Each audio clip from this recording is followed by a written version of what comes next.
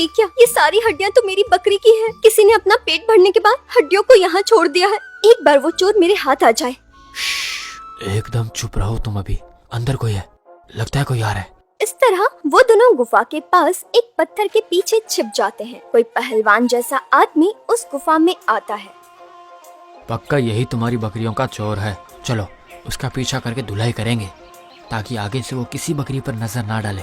तुम उसका सामना कैसे कर पाओगे? वो तो एक पहलवान लग रहा है। तुम्हें मेरा पता नहीं है, अगर तुम्हें डर लगता है तो तुम यहीं पे रह जाओ, मैं जाता हूँ। ठीक है, फिर मैं भी साथ चलती हूँ। आखिर मेरी बकरियों का सवाल है, मैं उसे कम से कम 4-5 लात मारूंगी। इसके बाद वो दोनों उस गुफा के अंदर जाकर देखते हैं तो हैरान हो जाते हैं। कौन है वहाँ? आखिर कौन हो तुम लोग? यहाँ मेरी गुफा में क्या कर रहे हो? यहाँ से जाते हो कि तुम लोगों को 4 लगाऊं? 4, 6, 8 तो हम तेरे लगाएंगे, ठीक है? हमारी बकरियों को तू खा गया है क्या? अब तक हमारी 4 बकरियां चोरी हो गई है, तुमने ही उनको चुराया है। ओह, इतनी छोटी सी बात के लिए तुम लोग यहाँ पर आए हो? हाँ, जरूर मैंने ही आपकी बकरियों को चुराया होगा और हर 2-3 दिन उनको काट के खा जाता हूँ। हाँ, वो बकरियां हमारी है। अगर तुम्हें बकरियां खाना इतना ही पसंद है तो खरीद के क्यों नहीं खा लेते? ये गलत बात है कि नहीं, बताओ। क्या बोल रहे हो? तुमको खरीदना है? मुझे तो सिर्फ चोरी करना ही आता है भाई साहब, पैसे देके खरीदना नहीं आता है मेरे को। सिर्फ तुम लोगों की 4 बकरियां ही नहीं, मैंने यहाँ पे आने के बाद कम से कम 50 बकरियों को चुरा के खा के डकार भी मार चुका हूँ। चुपचाप हमारी 4 बकरियों का दाम निकाल दे, 20 चांदी के सिक्के दे दे, नहीं तो मुझसे आज तुझे कोई नहीं बचा पाएगा। निकाल सिक्के। तो लगता है सबक सिखाना होगा, अब तुम मेरे हाथों से बच नहीं पाओगे। इस तरह वो दोनों लड़ने लगते हैं। इस लड़ाई में चोर गोपाल के हाथों हार जाता है। मुझे छोड़ दो, ये लो तुम्हारे चांदी के सिक्के, छोड़ दो। अब मैं कभी तुम्हारी बकरियों को चुरा कर नहीं खाऊंगा, मुझे छोड़ दो।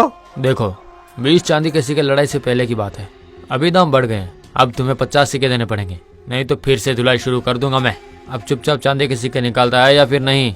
इसके बाद वो चोर बकरियों के बदले 50 चांदी के सिक्के देता है। उन पैसों को लेकर गोपाल बाहर आता है। मैं तुम्हें समझ नहीं पाई, तुमने तो उस चोर की धज्जियां ही उड़ा कर रख दी। ठीक है, मुझे वो पैसे दे दो। तुम्हारी बकरियों का दाम 20 चांदी के सिक्के हैं, लेकिन देखो मैं तुम्हें 30 सिक्के दे रहा हूँ। तुम्हें तो उसने 50 सिक्के दिए, तो तुम मुझे 30 सिक्के क्यों दे रहे हो? 20 सिक्के तुम खुद रखना चाहते हो, लेकिन तुम ऐसा क्यों कर रहे हो, मुझे बता सकते हो?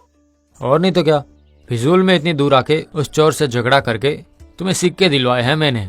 तुम मेरी कोई रिश्तेदार तो हो नहीं जो मैं तुम्हारी सहायता करूं, उसके बदले पैसे ले रहा हूं। देखो बराबर हुआ ना। इसके बाद वो दोनों जंगल से बाहर निकलकर अपने गांव में आ जाते हैं। घर पहुंचने के बाद गोपाल, ये लो माँ, आज मैंने पूरे 20 चांदी के सिक्के कमाए थे, लो। ये बता, कहाँ से आए इतने पैसे? कुछ काम वाम तो करता नहीं है, कहाँ से आए? कहीं तूने चोरी वोरी तो नहीं की है? मैं क्यों चोरी करूंगा भला माँ, ऐसा क्यों सोचती हो? असल में बात यह है कि माँ आज जंगल गया था। इस तरह गोपाल अपनी माँ को सारी बातें बता देता है। वैसे देखा जाए तो ये चोरी का ही माल है। कभी तो मेहनत करके पैसे कमा कर ला, ऐसे नहीं, ये रास्ता गलत है। मुझे कोई काम नहीं करना है माँ, कुछ दिनों के लिए मुझे बस आराम ही आराम करना है, बस थोड़ा और घूम लेने दो। इस तरह गोपाल अपनी माँ की बात कभी नहीं सुनता था। इस तरह कुछ और दिन बीत जाने के बाद एक दिन की बात है, वैशाली के पास पड़ोसन सीता आती है। अरे क्या हुआ वैशाली दीदी, इस उम्र में भी इतनी मेहनत कर रहे हो? आपका तो बेटा भी जवान हो गया है, उसे काम पर क्यों नहीं भेजते हो आप? उसे भी तो अपनी जिम्मेदारी समझनी चाहिए ना। सही कहा ना? अरे क्या करूँ सीता, कितनी बार कह चुकी हूँ, वो मेरी बात समझे तभी ना, और मैं करूँ भी क्या, है तो मेरा ही बेटा, घर से निकाल तो नहीं सकती हूँ। ऐसे कैसे काम चलेगा दीदी? शादी कर दो उसकी, जिम्मेदारी सिर पर आएंगी तो खुद ही काम करेगा वो। इसकी हालत देखकर कौन लड़की देगा इसे? उसकी भी जिंदगी बर्बाद होगी। मुझे लगता है उसकी शादी मेरे जीते जी मुमकिन नहीं। ऐसा क्यों बोलती हैं आप दीदी? पड़ोसी गांव में एक चलमेश्वर नाम का बकरियों का व्यापारी है। उसकी इकलौती बेटी है, सुशील, गुणवंती और रूपवती है। अपने गोपाल के लिए कहिए तो मैं कल जाकर बात करूं। अगर उन्हें मेरा बेटा पसंद हो तो मुझे क्या एतराज है। ये देखो, ये भी आ गया, तुम ही बात कर लो इससे और पूछ लो। मैंने सब कुछ सुन लिया काकी, एक बात बताओ, और काम नहीं है क्या? मैं तो सुकून की जिंदगी जी रहा हूँ, मुझे अभी शादी करने का मन नहीं है। जब शादी का मन होगा तो अपने आप शादी कर लूंगा, तब तक के लिए आप बख्श दो मुझे। सुनो गोपाल, पड़ोसी गांव में चलमेश्वर नाम के एक बकरियों के व्यापारी रहते हैं। वो बहुत ही ज्यादा अमीर हैं। उतना धनी तो हमारे इलाके में कोई नहीं। हाँ जानता हूँ मैं उसे, बहुत चालाक लड़की है। अगर मैंने उसको पसंद किया तो भी वो मुझसे शादी बिल्कुल नहीं करेगी। अरे वो सब तो मैं संभाल लूंगी, मैं कल ही जाकर उनसे बात करती हूँ। अब तुम्हारी शादी हो गई समझ लो। इस तरह सीता की मदद से गोपाल और राधा की शादी हो जाती है। दोनों खुशी खुशी साथ में रहने लगते हैं। अजी सुनिए, आप कब तक खाली बैठे रहोगे? कुछ काम वाम करिए जाकर बाहर। समझे आप, सासू माँ की तबीयत भी खराब है, वो कब तक काम करेंगी? अब तो आपको ही काम करना चाहिए। जाइए बाहर और कोई काम देखिए आप अपने लिए। आपकी माँ इतनी बूढ़ी हो गई है, अब तो उन्हें आराम करने दीजिए। उन्होंने इतने सालों तक काम किया, अब उनसे काम नहीं होता है। आप कुछ तो सोचो उनके बारे में। बस इसी वजह से मुझे शादी नहीं करनी थी। कुछ दिनों के लिए मुझे काम करने के लिए बिल्कुल मत कहना। तो फिर एक काम करिए, मैं पिताजी से कुछ बकरियां ले लेती हूँ। उन बकरियों को जंगल में ले जाके घास फूस खिलाकर वापस आ जाइए। इसे कुछ दिनों में उनका अच्छा खासा रकम भी मिल जाएगा हमें। तुम्हें जितना भी समझाने की कोशिश करूँ बेकार है। इसे क्या समझाना है रे, सही तो कह रही है बहू। और कब तक घर पर बैठे रहोगे?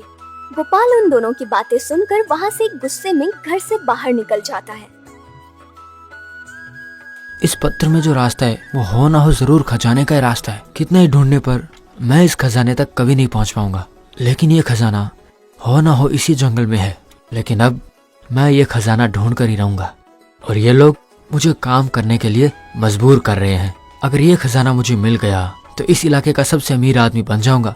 फिर मुझे कोई काम नहीं करना पड़ेगा। इस तरह वो अपने हाथ में चिट्ठी लेकर घूमते फिरते खजाने को ढूंढता रहता है। इतने में उसकी माँ की सेहत खराब हो जाती है। तभी एक दिन उनके घर दौलत राम आता है और उनसे कहता है, देखो दीदी, हम तो हर रोज जंगल में जाके लकड़ियाँ काट कर ले आते हैं। हमको तो हट्टा कट्टा नौजवान चाहिए और आपके बेटे गोपाल को हमारे साथ ले जाने के लिए हम सोच रहे हैं। वहाँ पे खाली पेड़ काटना है और कटी हुई लकड़ियों को लाने के लिए हम लोग कुछ साथ में गधे लेके जा रहे हैं। उन लकड़ियों को शहर में बेचने के बाद हम लोग पैसा बांट लेते हैं। वो सब तो ठीक है, लेकिन मेरे बेटे से तो पूछना होगा वो जाना चाहता है भी या नहीं।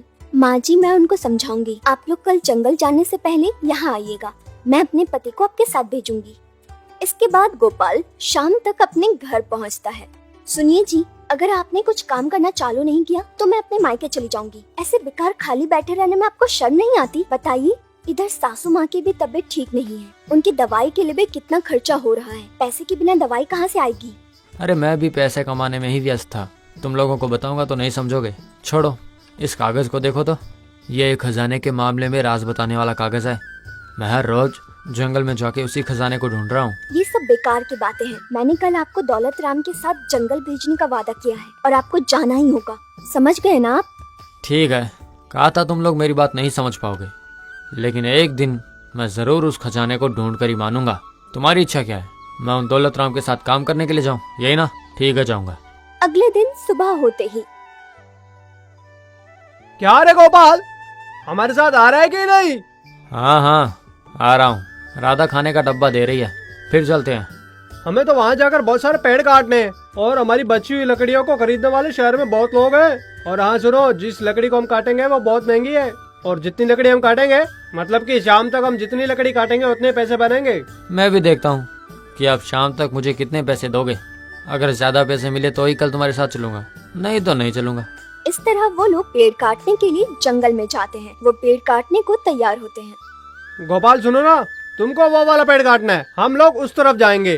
बाप रे, बहुत मुश्किल हो रही है। इतने बड़े बड़े पेड़ों को काटना, ये लोग कितनी मेहनत करते हैं। मेरे तो छक्के छूट जाएंगे, मुझसे तो ये नहीं होगा। क्या हुआ गोपाल, कैसा है काम?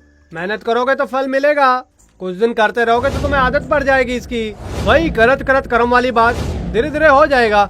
ठीक है, चलो लगो अभी काम पे। शाम तक बहुत सारी लकड़ी इकट्ठी करनी है हम लोगों को। शाम तक तो मैं आप लोगों से ज्यादा पेड़ काट लूंगा, ठीक है? जाकर अपना काम करो।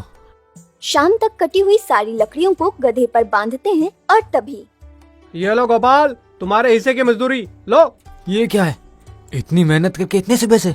ये नहीं चलेगा। ठीक है, जो ले लेता हूँ, दे दो। इस तरह वो लोग हर रोज पेड़ काटने के लिए जंगल में जाने लगते हैं। एक दिन पेड़ों को काटते समय, ये क्या? देखने से तो लग रहा है कि बहुत भारी बारिश होने वाली है। देखो शुरू भी हो गई, इतनी ज्यादा मूसलाधार बारिश। अरे बाप रे, अब तो बिजलियां भी कड़कने लग गई है। इस समय हमारा पेड़ों के नीचे रहना भी ठीक नहीं है। चलो चलो जल्दी यहाँ से खुले मैदान में चलो। इसके बाद वो लोग वहाँ से जाने लगते हैं। देखो उस तरफ मुझे कुछ रास्ता दिखाई दे रहा है, चलो वहाँ से जाएंगे। उन्हें रास्ते में एक गुफा दिखाई देता है। यहाँ पे एक गुफा है, बारिश रुकने तक हम इसमें जाके छुप जाते हैं। चलो चलते हैं। मैंने इस गुफा को पहले तो कभी नहीं देखा, आपने देखा है क्या काका? नहीं नहीं, इसको तो मैं भी पहली बार देख रहा हूँ।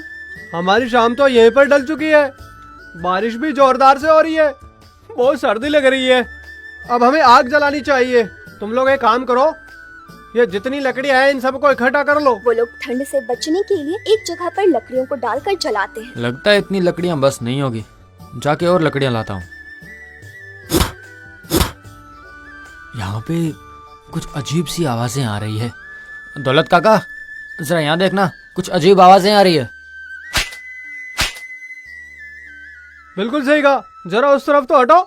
यहाँ पे कुछ गड्ढा सा दिखाई दे रहा है मुझे, इसीलिए वैसे अजीब सी आवाज आ रही थी हमको। चलो मैं भी तुम्हारी मदद करता हूँ, दोनों मिलकर खोदेंगे। इस तरह थोड़ी देर खोदने के बाद वहाँ पर एक गड्ढा मिलता है। काका यहाँ तो एक बड़ा गड्ढा है, इसके अंदर कुछ मटके भी दिखाई दे रहे हैं। बाहर निकाल कर देखें क्या? मुझे तो लगता है यहाँ बहुत खजाना है। मगर अंदर जाना तो बहुत मुश्किल लग रहा है मुझे। चलो हम एक काम करेंगे, तुम्हें ये रस्सी बांध कर नीचे भेजेंगे। तुम नीचे जाकर उन मटकों को रस्सी से बांध देना और हम तुमको ऊपर खींच लेंगे, फिर देखते हैं उन मटकों में क्या है। मुझे मंजूर है, आप एक काम करो, मुझे रस्सी से बांधकर अंदर भेजो। इसके बाद वो लोग रस्सी को बांधकर गोपाल को गड्ढे में उतारते हैं। गड्ढे के अंदर काफी जगह होती है और वहाँ पर छोटे छोटे बहुत सारे अरे काका, मटके होते हैं। देखो तो यहाँ पर बहुत सारे मटके रखे हुए हैं। इन मटकों में चांदी के सिक्के भरे हुए हैं। मैं इनको रस्सी से बांध रहा हूँ, आप बस ऊपर खींच लो। देखो बहुत कीमती सिक्के हैं ये। अगर वो गोपाल ऊपर आएगा तो अपना हिस्सा मांगेगा, इसलिए उसको गड्ढे में छोड़ देते हैं। तब फिर उसको एक फुट्टी कौड़ी तक नहीं मिलेगी। अंदर चांदी के सिक्के तो छोड़ो, उसे खाना पानी कुछ भी नहीं मिलेगा और उसके बाद मर जाएगा वो। काका मटके खत्म हो गए, अब आप मुझे ऊपर खींच लो। काका सुन रहे हो कि नहीं? जल्दी करो, उन लकड़ियों को नीचे गिरा के गद्दों के ऊपर लटकी रस्सी में बांध दो। इस तरह वो लोग चांदी से भरे हुए मटकों को गधे पर बांधकर बाहर आते हैं। काका सुन रहे हो? कहाँ गए? उन लोगों ने मुझे धोखा दिया है, चांदी के सिक्कों को लेके मुझे इस हालत में अंदर ही छोड़ गए। किसी भी तरह ऊपर जाने के लिए रस्सी की आवश्यकता होगी। अब मैं क्या करूं? अगले दिन वो लोग गोपाल के घर जाकर उनसे कहते हैं, देखो वैशाली दीदी, कल जंगल में बहुत ज्यादा बारिश हुई थी। आपका गोपाल नदी में बह गया और वहाँ पर एक बड़ी सी नदी थी और उसमें गिरने वाला वापस कभी नहीं आ सकता।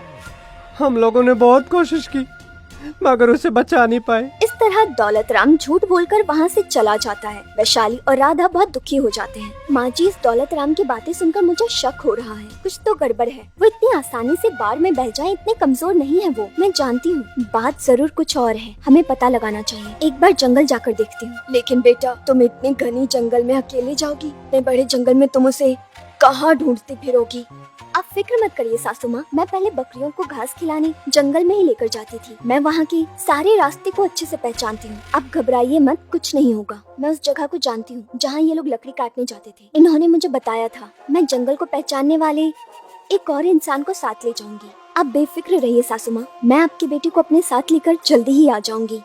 लेकिन बेटा, मुझे तो बहुत ही ज्यादा डर लग रहा है। अगर तुम खो गई तो अपने पिता को अपने बारे में बता कर जाना बेटी। नहीं सासू माँ, मेरे पिताजी को इस बारे में मत बताना, वरना वो परेशान हो जाएंगे।